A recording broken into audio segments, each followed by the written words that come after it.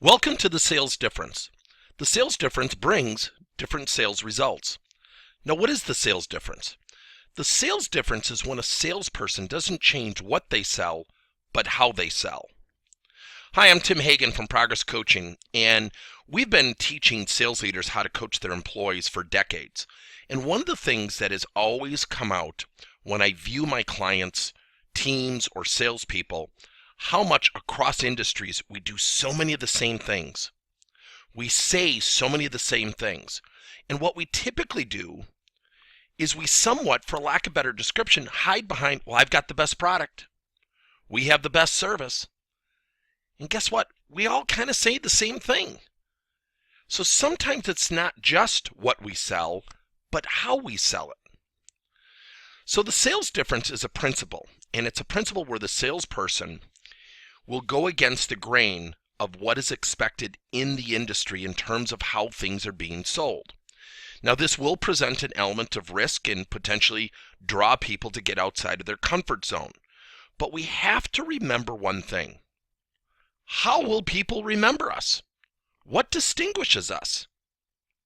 What separates us from the pack? If 4 people go in for a project or a deal that they're working on, and we all talk about our product value and our service support, have we really differentiated ourselves? Don't we kind of leave it up to the customer to kind of sift through all the facts and benefits and features? But what if we stood out in terms of how we sold it, how we presented it, how we communicated it? Wouldn't we give them another reason to choose us? Let's be honest, we are creatures of habit. Let me give you some examples. You're about to leave a voicemail, and what's the typical voicemail? Hi, John, this is Tim. I just wanted to check in.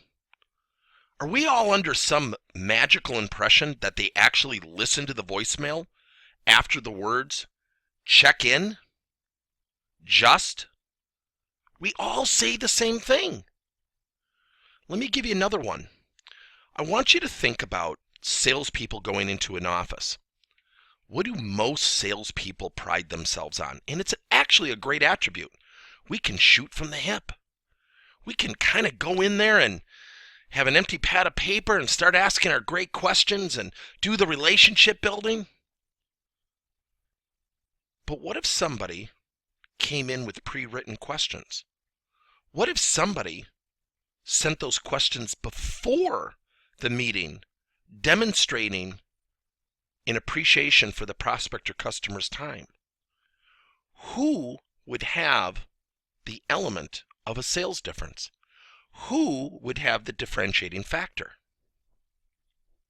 So how are we different? The thing that I would encourage you to do is create your sales process, define your sales approach, go step by step, whether it's prospecting, needs-based selling, leaving a voicemail, and ask yourself, what is done conventionally and how can I be different? How can my sales staff be different? Let me give you an example. When we think about prospecting, I literally have right now 5 clients, and I wrote all of these down, and they're in vastly different industries. They all complain about prospecting. And I said, why do you complain? What's the challenge? And they said, making all those phone calls. So they already have a negative association. So one of our clients, we said, why don't you send some thank you cards or appreciation cards or introductory cards and say that you're going to call somebody next Thursday at 2:10 p.m. Now, when I presented this, I got weird looks like, this is strange. I said, can you imagine how the prospect's going to feel? When you send a note and say, hi, John, this is Tim. I know you don't know me, but I'm actually going to call you next Thursday at 2:10 p.m. and I am going to deliver some outstanding information on what our company does that I think's really going to raise your eyebrows. Now, you may never do business with us, but I'll tell you one thing, you're really going to trust my promptness and the unique approach in which I take. So I had 2 of my clients try this. Both phone calls, the prospect was waiting. It was like a test. Now, are they always there? No, but it was different. Needs-based selling. When was the last time you saw a salesperson go in with pre-written questions where they spread them out on a desk. They have a landscape picture of the company's website that they're selling to, highlighted with notes. Now, if you think this is strange, what happens if you're the person who just goes in with an empty notepad? Who has the difference? Who has the distinguishing, differentiating factor? Leaving a voicemail. I cannot tell you of the negative association that the sales industry has with voicemail, and it is tough.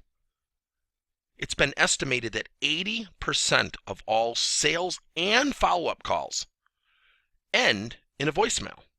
Now, if we have an arduous relationship with voicemail, what are we going to do? We're going to sound arduous. We're going to sound frustrated. So how can you differentiate yourself? Make the calls standing up. Make them after a weird hour of the night. We had a technology company where we literally asked everyone if they wanted to catch a train to get home early. It was in a city of Chicago, and we literally did this as a pilot. But every one of you, if we leave early to catch that train, must make 5 phone calls at 8 o'clock at night or beyond. Now, we knew we were going to get people's voicemail. But the differentiating factor is we would call and say, John, I was thinking about your IT project, and I've got a couple products I'd love to share with you. And I hope you don't mind this voicemail, but I was thinking about you. I was reviewing my notes. Now, if you're a prospect, you're going to get that. You're going to have a timestamp in the voicemail. And guess what you're going to be thinking? Wow, these people are thinking about me at 8 o'clock at night. Doesn't mean we win every deal doing this, but it's nudging the person in our direction with differentiating factors. Prospecting calls. You literally are estimated to have about 11 to 15 seconds before the prospect has decided whether they're going to continue with the call or not. So your introduction should be 1 sentence. I like to use a permission-based question. John, would you happen to have about 414 seconds to chat? It has never failed me. Doesn't mean they always talk to me, but it has never failed me. Guess what they do? They start laughing. 414 seconds. This guy's weird. But they're not thinking about no. They're not thinking about getting me off the phone.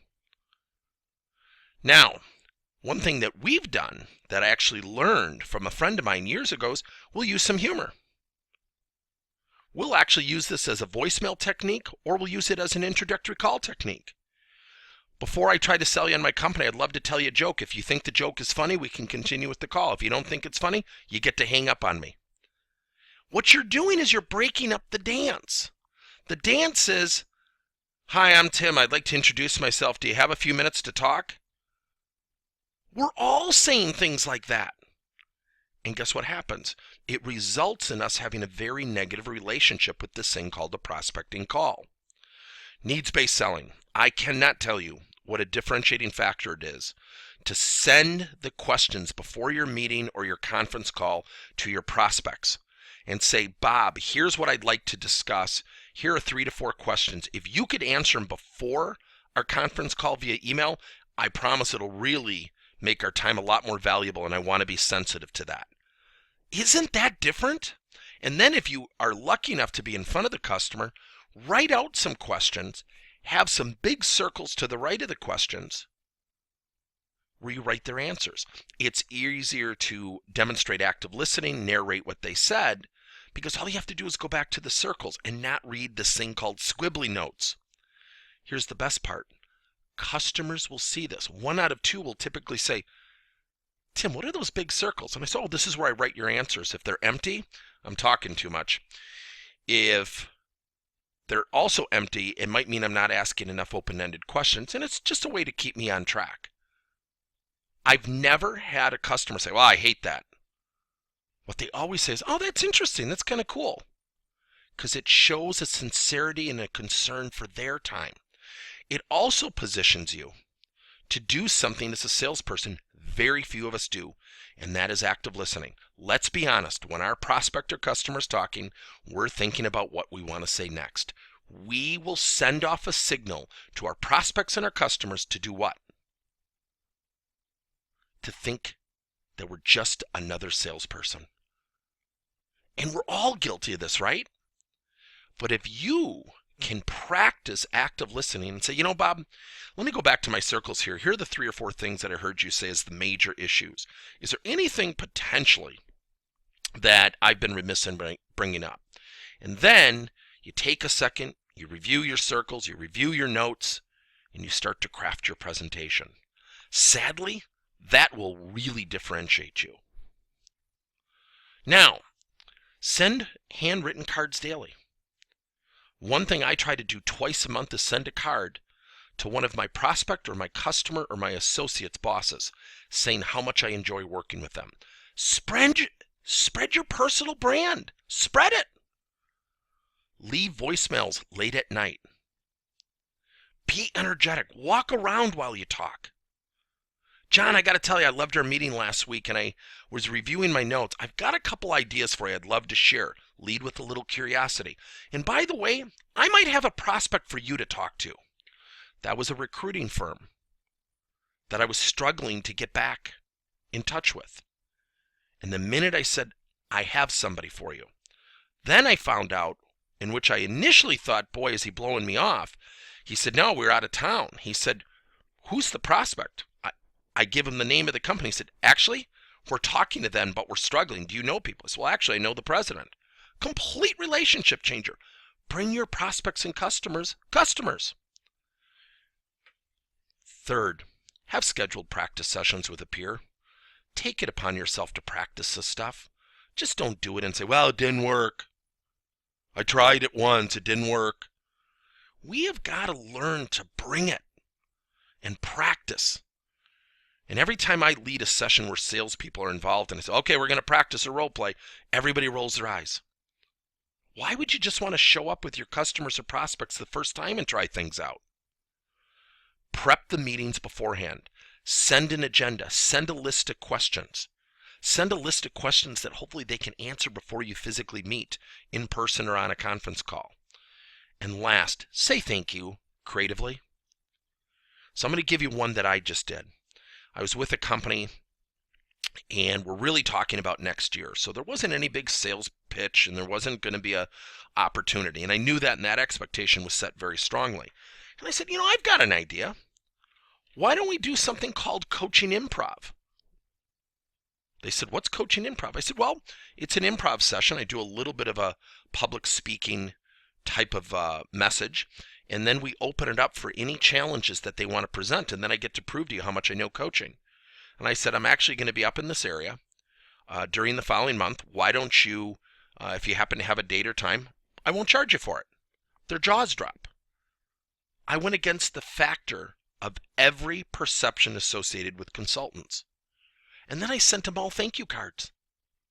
Now, that doesn't mean I have a deal.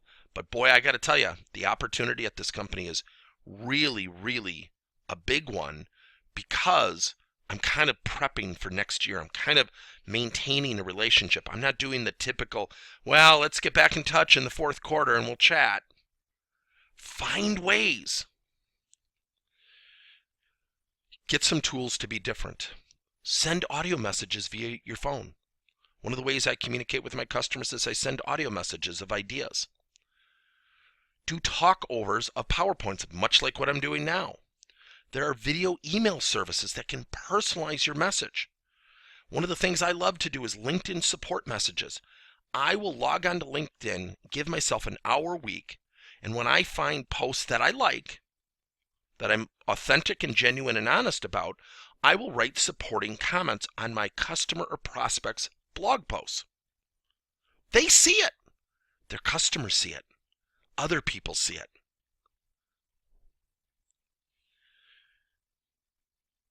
Make yourself an expert.